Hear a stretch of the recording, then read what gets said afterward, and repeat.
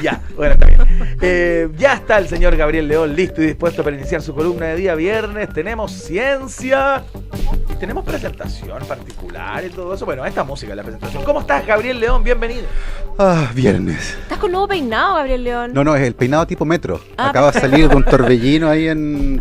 Sí, fue... Del tubo subterráneo. Nací de nuevo. Fue como un parto. Perfecto. Con muchos hermanitos que iban todos a la pega. ¿Cómo estás, Gabriel? Bien, una semana agitadísima, contento. Esta cosa no para y feliz, po. Bien. Está ahí, pero boleteando y No, y vuelto loco. como un Jubilo en 5 años más. Bien. Esa es la meta. Qué fantástico, en esta suerte de tren expreso que es la vida de Gabriel por León. supuesto. ¿De qué vamos a hablar hoy? Nos soplaron un tema que me parece estremecedor, pero no sé si es verdad. Sí, pues. ¿Ya? Yo les voy a contar la historia de Claes Goran Rannermark.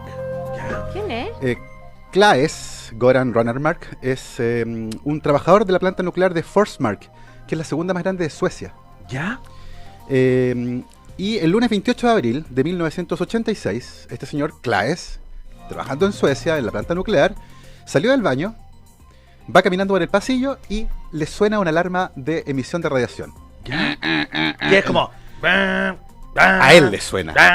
A él. A él. Entonces dice, porque la planta está llena de detectores para justamente poder detectar cuando tú te contaminas. Ya. Entonces se detiene, se activa un protocolo de seguridad, lo revisan completo y determinan que en los zapatos tenía material radioactivo. Concha. Eso genera en la planta de Forsmark en Suecia un operativo gigantesco para buscar de dónde diablos venía la radiación. Claro. Revisan la planta completa varias Tendría veces. que haber habido alguna fuga, ¿no? Era la sospecha de una fuga. Revisan la planta varias veces y no encuentran nada. Como era un asunto grave, ese mismo día analizan muestras de pasto en las afueras de la central nuclear y determinan que en el pasto de la central nuclear hay material radioactivo, pero que no se usa en ninguna central nuclear de Occidente. Ya. Analizan el material y corresponde al tipo de material radioactivo que se usa en las centrales nucleares de la Unión Soviética. El gobierno sueco le avisa al gobierno de Estados Unidos, los satélites cambian su posición y toman una imagen satelital de una región de la Unión Soviética donde había un reactor nuclear, el segundo más importante de Ucrania, y efectivamente se determina que 2 días antes, el 26 de abril de 1986, ese reactor nuclear tuvo un accidente que es hasta el día de hoy el accidente nuclear más grande de la historia, y a partir de ese momento un nombre quedó grabado en la memoria de toda una generación, que es Chernóbil, que corresponde al accidente nuclear más grave de toda la historia. Y justamente de eso vamos a hablar hoy. ¿Por qué se produjo ese accidente? ¿Cuáles fueron las consecuencias directas de ese accidente? ¿Y qué pasa hoy en Chernobyl?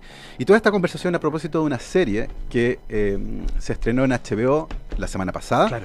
que se llama justamente Chernobyl, y que habla de cómo se gestionó. Es un docu-reality, es un documental Ficcionado. que está ficcionado, pero que se basa... Ojo, que acá hay un problema gigantesco. Mucha de la información no la conocemos porque... Recuerden que por aquella época la Unión Soviética ya estaba tambaleando. Este es uno de los... Estamos hablando del año incidentes... 88. 86. 86, Esto claro. fue el 86. Pero recuerden que después, un par de años después, 2 años después. un joven alemán aterrizó una avioneta en la Plaza Roja. Exactamente. Lo que muestra lo desmantelado que estaba la Unión Soviética por esa época, lo complejo que era mantener el funcionamiento administrativo del país, y particularmente en el caso de Chernobyl, como las regulaciones eran muy blandas. El país estaba funcionando con parchecitos por todos lados. Y parte importante de eso tuvo consecuencias y produjo directamente este accidente. Entiendo también que la serie está basada en el increíble trabajo Voces de Chernobyl, Claro. de la ganadora del Premio Sí, Nobel de sí. Literatura, que es impronunciable su nombre, Sí. pero que Svetlana. yo no lo voy a pronunciar, no voy a Svetlana. caer en esa Sí, por humillación, favor. pero Svetlana. es un libro tremendo, Sí. escalofriante, y quiero preguntarte algo muy simple, que casi es de oligofrénica, pero bueno, una fuga de radiación tiene un color, es transparente, No. ¿cómo es A como ver. el aire que respiramos? Vamos para allá. Los materiales radioactivos son átomos que existen de manera natural en el mundo, y que tienen núcleos que son inestables. Por la composición que tienen, son inestables y tienden a descomponerse. Y en esa descomposición generan 2 átomos nuevos. Es como tener algo, partirlo por la mitad y quedar con 2 cosas nuevas. ¿Ya? Y en ese ejercicio, además, liberan partículas, generalmente neutrones. Y esos neutrones, si están cerca de otro átomo que también es inestable, al chocar con él, pueden hacer que también se fisione. Es como un cáncer. Y eso genera una reacción en cadena, ¿ya? ¿Cuál es la gracia de esto? Que cuando el átomo se fisiona, además de producir otros átomos nuevos, producir partículas, libera una gran cantidad de energía. Y esa es la gracia de los reactores nucleares, porque utilizan esta propiedad de átomos que existen, insisto, en la naturaleza. Generalmente los concentran para que funcionen bien. Y con esa energía que liberan los átomos al romperse, calientan agua. Y esa agua caliente genera vapor, y ese vapor mueve una turbina. Es como las centrales hidroeléctricas. En las centrales hidroeléctricas la turbina se mueve porque hay una columna de agua que cae literalmente por un túnel. Un movimiento. Y al pegarle por la fuerza de gravedad mueve una turbina. Claro. Esa es la lógica acá. Hay una transferencia de energía. Se convierte la energía cinética en energía eléctrica. Primero en energía mecánica y luego en energía eléctrica. Y en el caso de las centrales nucleares, la lógica es muy similar, pero la energía que liberan los átomos al fisionarse, que entre otras cosas produce calor, ese calor se usa para hacer hervir agua y el vapor de agua mueve la turbina. Con esa lógica funcionan muchas centrales nucleares en el mundo. Sin embargo, en el caso de Chernóbil, el material radioactivo y la configuración completa de la central nuclear era muy extraña y de hecho... Claro, en términos de infraestructura, de cómo estaba ideada esta central nuclear, era muy especial. Tenía dos cosas que eran bien particulares. ¿Y por qué? Porque era una central muy barata. El uranio que es fisionable, que es el 235, el uranio en la naturaleza existe principalmente como uranio 238. El número se refiere a la masa que tiene el núcleo atómico. Pero hay una fracción muy pequeñita de uranio, que es el 235, que es un poco más liviano, y ese es inestable. Y es el que entiende espontáneamente... Ese es el que funciona para este tipo de... Ese es el fisionable. Claro. ¿Ya? Y en muchas centrales, para poder aprovecharlo, como hay poquitito, hay que concentrarlo. Es el famoso uranio enriquecido. Pues uranio enriquecido. Bueno, lo que se hace ahí es tratar de sacar el uranio más pesado y quedarse con el más livianito, que es justamente el dejar el filete, digamos. Exactamente. Dejar el filete. La cosa es que estas centrales soviéticas, estas en particular que se llaman RBMK, que es un nombre que es tan soviético que no lo voy a decir, en ruso no lo voy a decir porque para qué humillarse, pero es un reactor de condensador de alta potencia. ¿Puedo dar un dato clave? Antes de que sigas, porque en el primer capítulo de la serie Chernobyl, una de las preguntas que le hacen insistentemente los controladores de esta central a las personas que están a cargo de su mantención, que son los que están como en el día a día, es: ¿cómo puede ser, explíqueme usted, señor Slasavsky, cómo puede ser que una central RBMK haya tenido un accidente de este corte? Eso es imposible. Bueno, eso es lo que decían las autoridades soviéticas, sí, que tenían que pasar 10.000 años para que hubiera un accidente de esta naturaleza. Claro. Y la verdad es que el diseño de la central es súper inestable, por dos razones. Por lo general, en las centrales nucleares de esta naturaleza se requiere utilizar uranio enriquecido, pero esa configuración es más cara, requiere un laboratorio súper caro, que es para enriquecer uranio. Y en este caso se usaba uranio natural, y la configuración del reactor tiene que ser particular para poder usar ese uranio, y además se usaba agua normal para enfriar el reactor, y esa agua hierve a alta temperatura porque está metido, piensen ustedes en una olla a presión. En una olla a presión, el agua hierve a temperatura más alta. El agua hierve sencillamente porque rompe la presión atmosférica que está sobre ella. Por eso cuando uno calienta agua en la cordillera, el agua no hierve a 100 grados, hierve a 70, porque la cantidad de atmósfera que hay sobre esa agua es menor. Y a diferencia de eso, a nivel del mar, como la cantidad de atmósfera que hay sobre el agua es mayor, el agua necesita tener mayor temperatura para hervir. Y a presión, en una olla a presión, el agua hierve a mucha mayor temperatura, por eso uno puede cocer porotos, ¿cierto? Súper rápido, en una olla a presión. Y el reactor tiene esa lógica, es como un casquete cerrado, donde el agua es calentada por el material fisionable, pero eso hay que regularlo además con algún elemento que permita controlar la reacción. Y en el caso de este reactor se usan barras de grafito. La misión del grafito es que cuando este núcleo atómico se desintegra, libera un neutrón que viaja muy rápido. Y la probabilidad de que ese neutrón choque con otro átomo de uranio es muy baja. Y para eso se introducen barras de grafito que disminuyen la velocidad de los neutrones. Por eso se dice que es un reactor que está moderado por grafito. Y al disminuir la velocidad de los neutrones, aumenta la posibilidad de que choque con otro átomo de uranio. ¿Puedo volver a la serie un segundo para ir dando el costado pop? Uno de los primeros indicadores de que algo andaba mal en Chernobyl fue la observación de una gran cantidad de pedazos de grafito, justamente fuera del espacio de donde debían estar, incandescentes en los pastos cercanos al reactor. El gran problema que tuvieron en Chernobyl y que generó este desastre, que generó grafito a 700 grados Celsius por todas partes mezclado con combustible, fue que ese reactor tenía un grave problema de enfriamiento. La misma agua que hervía en el core del reactor se usaba para calentar otra agua que movía la turbina. Y el gran problema era que si a ellos se les llegaba a cortar la luz, no tenían cómo mantener el reactor estable. Tenían turbinas de emergencia que funcionaban con diésel, pero pasaba un minuto entre que se cortaba la luz y las turbinas llegaban al máximo para mantener. Entonces tenían 1 minuto que era una zona oscura. Claro.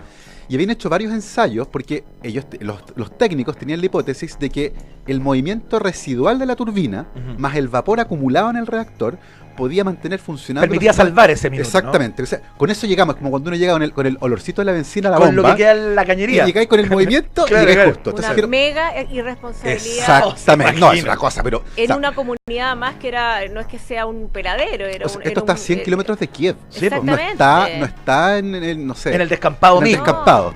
La cosa es que habían hecho 3 ensayos previos para ver cómo podían maniobrar y ninguno de esos ensayos había resultado. Y el 25 de abril deciden hacer el último ensayo justamente para ver si la energía residual lograba mover las turbinas y mantener este enfriamiento funcionando. Y ahí se produjeron 2 errores fundamentales. Este es el día del... Este es el día anterior del accidente. Día anterior. Y el primer error es que, evidentemente, para poder hacer este ensayo, Chernobyl tiene 4 reactores más 2 en construcción. De los 4 reactores, el ensayo se hizo con el reactor número 4 y por lo tanto se decidió hacer ese ensayo. Para poder hacer el ensayo hay que bajar la potencia del reactor. Y por lo tanto buscaron una hora a la que el consumo de energía fuera menor. Entonces se hizo de madrugada. Claro. Un fin de semana.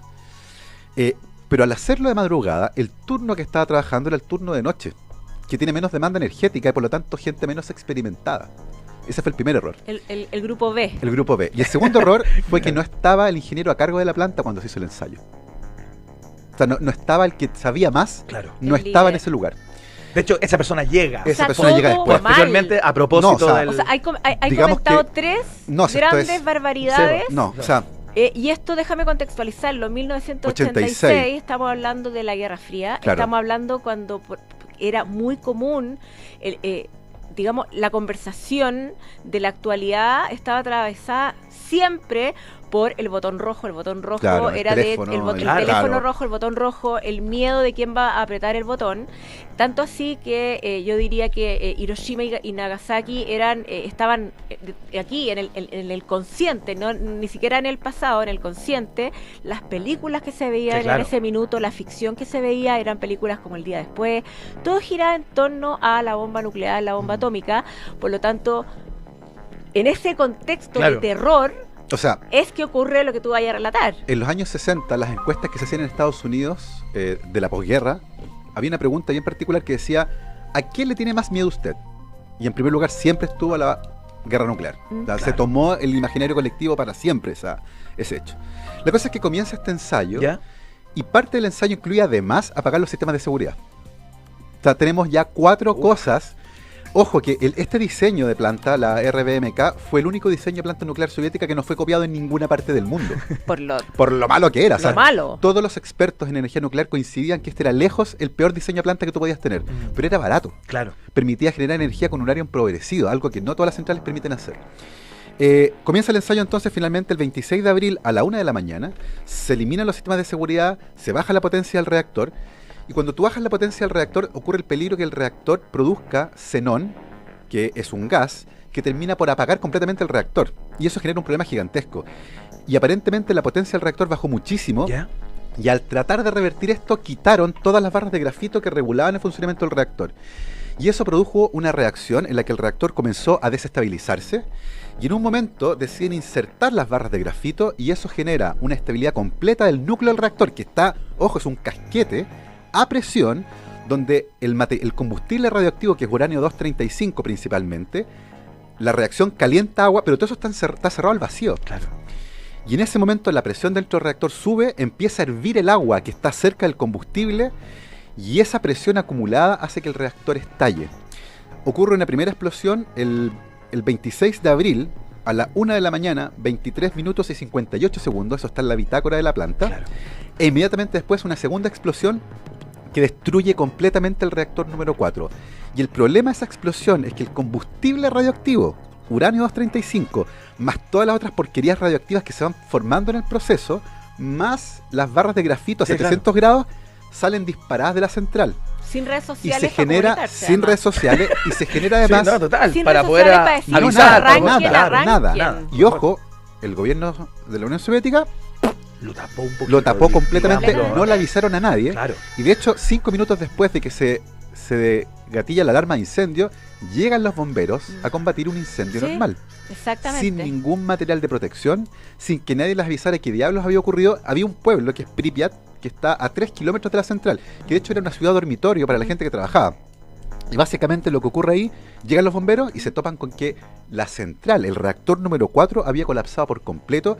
Una nube de 1 kilómetro de altura con material radioactivo se estaba esparciendo por el norte de Europa. Y ese día sopló viento noreste y llovió en el norte de Europa. Y eso fue lo que causó que se depositara material radioactivo en la central nuclear de Suecia, que permitió detectar, porque los soviéticos estaban callados, que permitió detectar después con imágenes satelitales. Y los gringos así, oye, disculpa, ¿usted tiene una central nuclear ahí en Kiev? Claro. ¿No le habrá pasado algo? Claro. Y ahí recién, 2 días después o 3 días después, se hace el mundo público. Exactamente.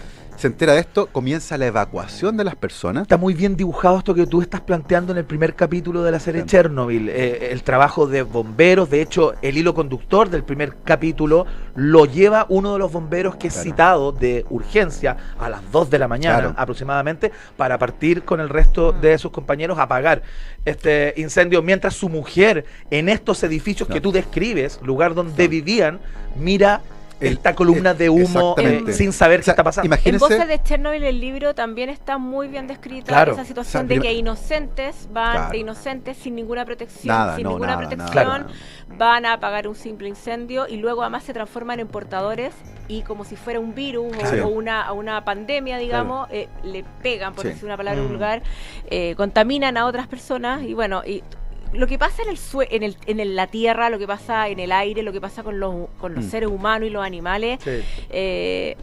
Vamos a eso justamente. Eso es lo que quería preguntarte. ¿Cuál es el problema de esto? ¿Por qué es tan peligroso? Imagínense la sensación de despertar a esta gente a las 2 de la mañana, mirar al horizonte, como decía Iván, y ver este resplandor anaranjado, una columna de humo en un reactor nuclear que tú sabes que tiene material radioactivo.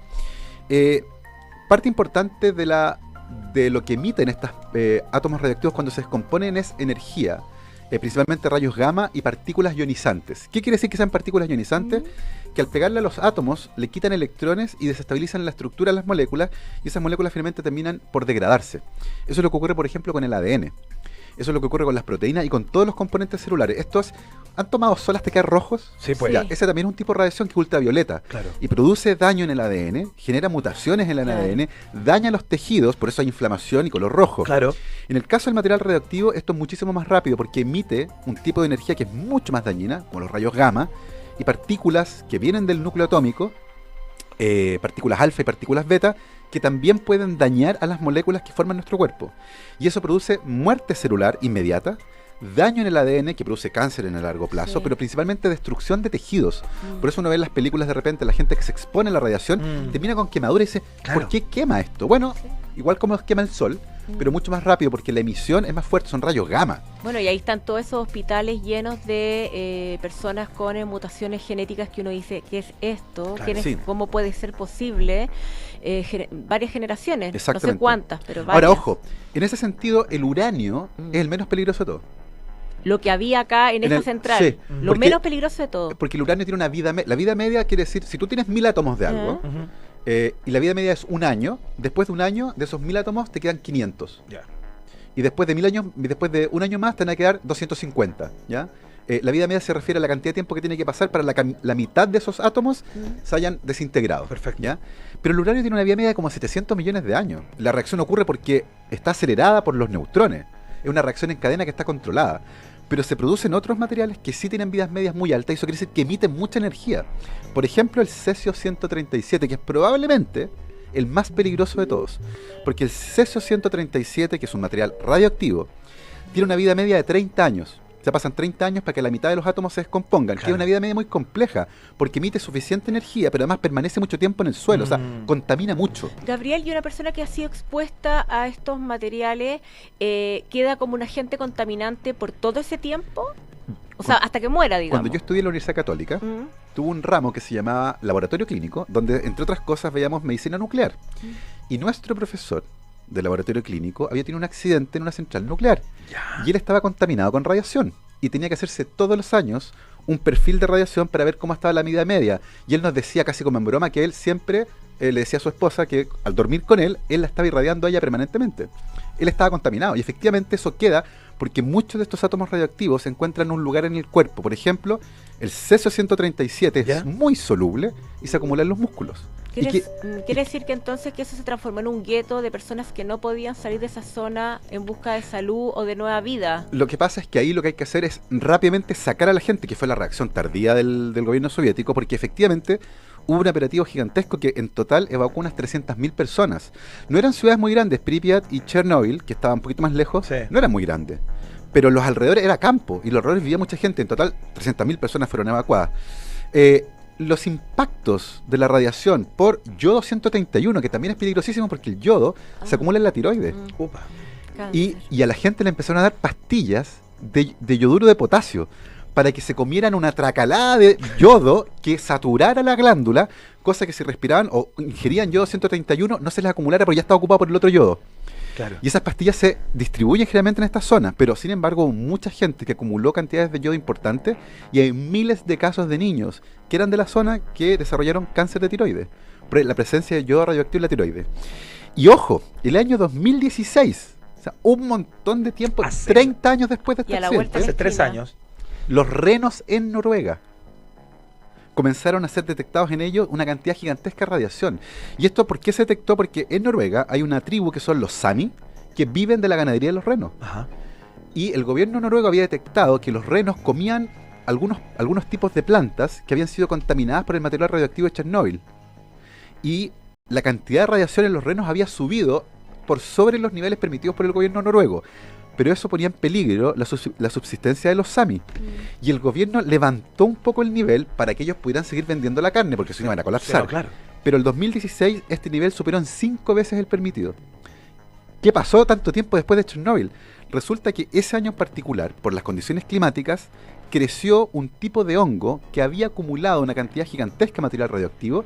Y era un hongo que los renos encontraban gourmet. Se servían. Oye, sí, pero veían... Las trufas. Eran como las trufas los renos. Claro. Y los renos se volvieron locos comiendo este hongo y quedaron contaminadísimos.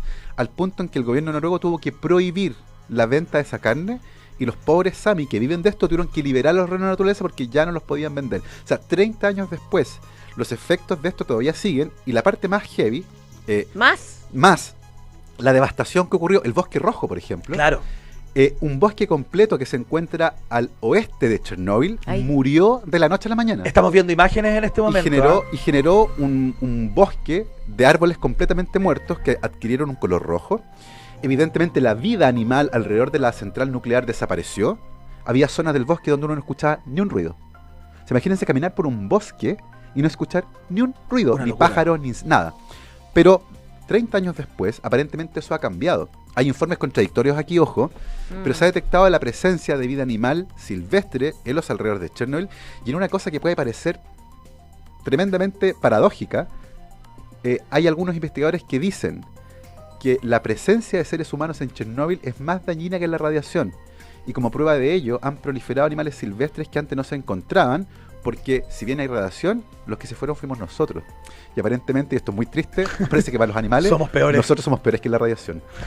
Y yo sé que vamos a cerrar, pero no consideramos las corrientes marinas, que también pueden haber sido contaminadas. Esto esparramó radiación es por muy probable todas que partes. Incluso nosotros hayamos consumido algo alto en radiación, por ejemplo. De hecho, es muy probable que algo del polvo radioactivo que quedó en la atmósfera haya terminado como nieve en la cordillera, y esa agua ustedes saben que la vemos nosotros. O sea, los accidentes nucleares nunca son en un lugar. Exacto. O sea, tienen alcances que son muy grandes. Ahora, esto genera una suerte de espanto por la energía nuclear y la verdad es que la energía nuclear es bien segura, pero es como los accidentes de avión. Sí, claro. O sea, cuando se cae un avión es una tremenda noticia y todo el mundo se asusta y todo, pero sigue siendo la mejor forma de viajar. Es más fácil chocar en la calle en un vehículo. Por supuesto, pero la espectacularidad hace que el riesgo sea percibido de manera extraña. En Chile, de hecho, se han hecho varios estudios a cargo de físicos de gran renombre, como Jorge Zarelli, por ejemplo, y todos esos informes de manera sistemática del CEX, exactamente. El Centro de Estudios Científicos de Valdivia. Y todos esos informes sistemáticamente dicen que para Chile sería una muy buena alternativa de energía nuclear, pero está el terror siempre, el terremoto.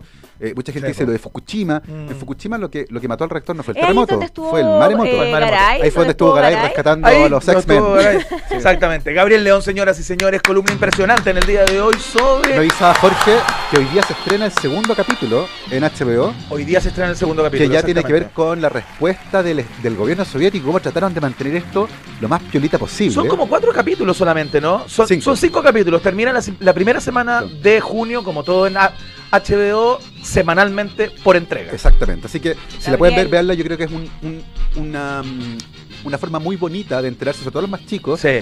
del terror que había en aquella época, de lo que implicó y por qué todo el mundo, de nuestra edad al menos, se acuerda claramente de Chernobyl. Aparte está preciosamente filmada, ¿eh? El primer capítulo al menos está increíble. Gabriel, Ya. gracias por esta Me encantó tu columna. nuevo libro, Gabriel. Ay, muchas qué gracias. linda, Morgana, muchas ¿Está gracias. Morgana? Sí, no, sí, oye, si yo lo escucho todos los días.